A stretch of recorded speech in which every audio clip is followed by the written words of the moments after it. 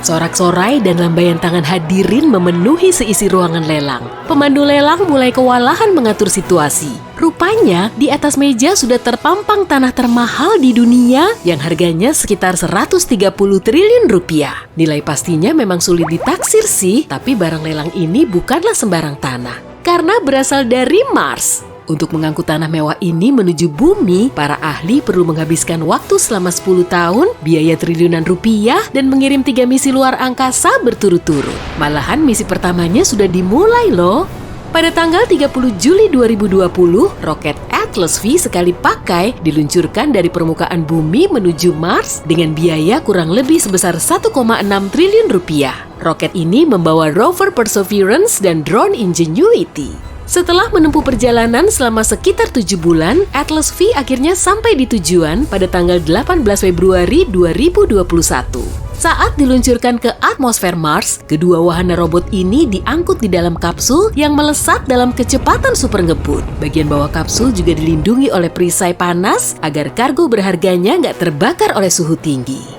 Tim di pusat kendali misi NASA cuma bisa terbengong-bengong sambil harap-harap cemas saat menyaksikan pendaratan wahana ini karena semua prosesnya berjalan secara otomatis. Setelah kapsul kargo memasuki atmosfer Mars, parasutnya berhasil terbuka sehingga kecepatan kapsul turun menjadi 420 meter per detik. Dan setelah kecepatannya mencapai subsonik, perisai panas segera dilepaskan. Saat inilah mereka bisa menyaksikan permukaan Mars untuk pertama kalinya dengan bantuan kamera dan radar kapsul. Kemudian, kapsul mulai melaju dengan kecepatan sengebut mobil super di arena balap. Kecepatan pendaratannya menurun lagi hingga 145 meter per detik saat kapsul berada di ketinggian 9,5 km dari permukaan Mars atau kurang lebih setara dengan ketinggian jelajah pesawat terbang di bumi. Lalu, di ketinggian 3,5 km, 8 mesin jet pada modul pendaratan mulai menyala dan sistem navigasi segera menyesuaikan lintasannya. Modul pendaratan kemudian terpisah dari kapsul parasut dan mulai mendarat dengan kecepatan 75 meter per detik.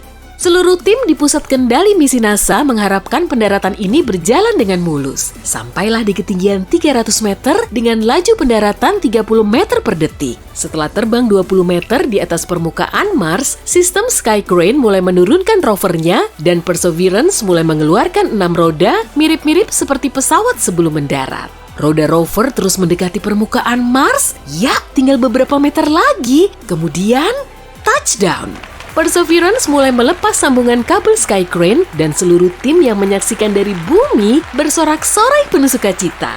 Sesaat kemudian, rover memutus kabel yang terhubung ke modul pendaratan dan modul itu bergerak gak karuan ke berbagai arah. Lalu, jatuh menabrak permukaan planet merah. Selanjutnya, misi ini perlu mengumpulkan sampel tanah Mars yang nantinya akan jadi tanah termahal di bumi sepanjang masa. Langkah ini sebetulnya sudah dilakukan jauh-jauh hari sejak rover masih di bumi, yaitu dengan membawa 43 tabung titanium. Masing-masing tabung bisa menampung sampel tanah seukuran kelingking manusia. Saat menyiapkan tabung di laboratorium, para ilmuwan meniupkan udara ke dalamnya, lalu merendamnya di dalam aseton dan bahan kimia lain agar tabung terbebas dari bakteri. Selanjutnya, tabung ini dimasukkan ke oven yang bersuhu 150 derajat Celcius selama 29 jam. Sampel tanah yang dikumpulkan Perseverance ini bisa disimpan minimal selama 10 tahun. Sampel tanah bulan saja nggak seawet itu loh. Kalau dimasukkan ke wadah bersegel, palingan cuma bisa bertahan sampai 10 hari. Perseverance juga dilengkapi dengan banyak peralatan dan spektrometer untuk menguji sampel. Malahan ada juga laser kuatnya. Rover ini bisa melelehkan batuan padat menjadi plasma, lalu menganalisis komposisinya. Para ilmuwan mencoba mencari tahu jejak organisme hidup yang terkandung di sampel tanah ini, karena itulah Perseverance mendarat di kawah Jezero.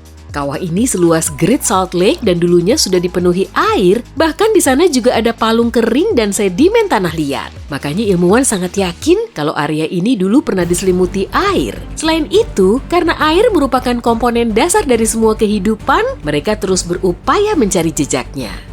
Perseverance juga bertugas menguji teknologi yang bisa dipakai untuk menghasilkan oksigen di Mars. Kita memerlukan zat ini untuk bernafas dan mengisi bahan bakar roket. Untuk menjalankan tugasnya ini, Perseverance memanfaatkan MOXIE, kependekan dari Mars Oxygen in Situ Resource Utilization Experiment atau eksperimen pemanfaatan sumber daya oksigen Mars di tempat. Kotak seukuran kandang hamster ini seberat anjing besar dan berfungsi untuk menekan udara Mars biar mirip dengan di bumi. Udara ini kemudian dipanaskan dan reaksi kimia dengan logam khusus di dalam kotak akan memecah satu atom oksigen dari karbon dioksida lalu menghasilkan karbon monoksida dan oksigen murni.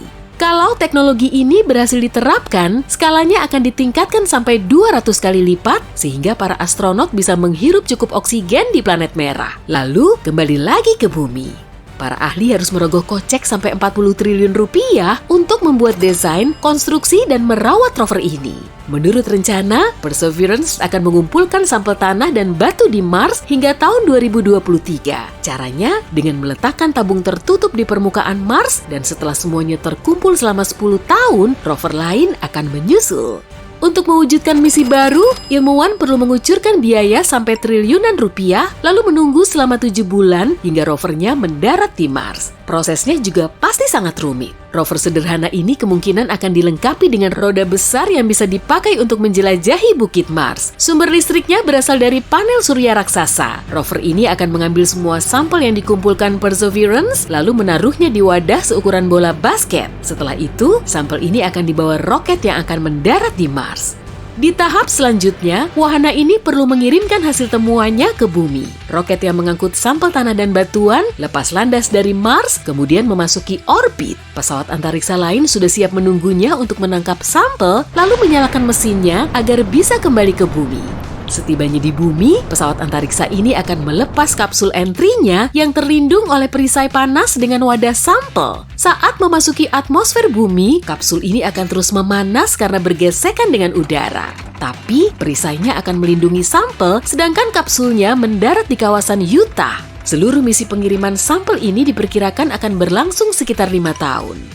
Setelah semuanya selesai, barulah sampel tersebut siap diteliti untuk mencari tahu bukti kehidupan di Mars. Mungkin kehidupan di sana sudah ada sebelum bumi terbentuk, kurang lebih 4 miliar tahun lalu, atau sebelum manusia modern ada di bumi. Semua pertanyaan ini masih berkelebat di dalam benak para ilmuwan. Makanya, harga sampel tanah Mars bisa lebih dari 130 triliun rupiah. Tapi apa jadinya ya kalau Mars memang berpotensi laik huni dan manusia bisa membangun koloni di sana? Para ilmuwan masih perlu melakukan penelitian panjang selama puluhan tahun sebelum akhirnya kita bisa mendarat di planet merah. Kita juga perlu puluhan roket untuk terbang ke sana. Awalnya, pesawat antariksa kosong perlu dikirim ke orbit dengan bantuan roket peluncur, lalu roket lain akan mengirim kargo ke pesawat antariksa ini. Dan kita perlu satu roket lagi untuk mengisi bahan bakar pesawat antariksa ini, karena hanya dengan begini, perjalanan 7 bulan menuju Mars bisa dilakukan. Pesawat ini juga perlu mengangkut peralatan penelitian, bahan bangunan, dan persediaan lain menuju Mars. Kita juga perlu mengelola produksi energi, mungkin dengan pembangkit listrik tenaga nuklir atau panel surya. Tempat tinggal manusia kemungkinan besar berada di bawah permukaan Mars karena atmosfernya nggak bisa menangkal radiasi matahari. Jadi, kita perlu berlindung dari sinar matahari seperti ini. Kita juga perlu memikirkan produksi bahan bakar dan oksigen dengan bantuan MOXIE. Dan gak lupa juga bercocok tanam. Di Mars kita perlu menanam bahan makanan di rumah kaca kedap udara. Dan kita perlu pakai baju antariksa. Agar kondisinya mirip di bumi, kita perlu melakukan terraformasi di Mars. Suhunya perlu dinaikkan sehingga atmosfer Mars akan mirip dengan atmosfer bumi. Karena pengaruh tekanan, airnya cuma bisa berwujud beku dan kita perlu mencairkannya. Para ilmuwan telah mengusulkan banyak cara untuk mencairkan air di Mars. Salah satunya dengan menabrakkan meteorit besar ke permukaannya. Tapi apapun metodenya, kita tetap perlu menunggu selama puluhan hingga ratusan tahun sebelum menjadikan Mars sebagai rumah baru kita.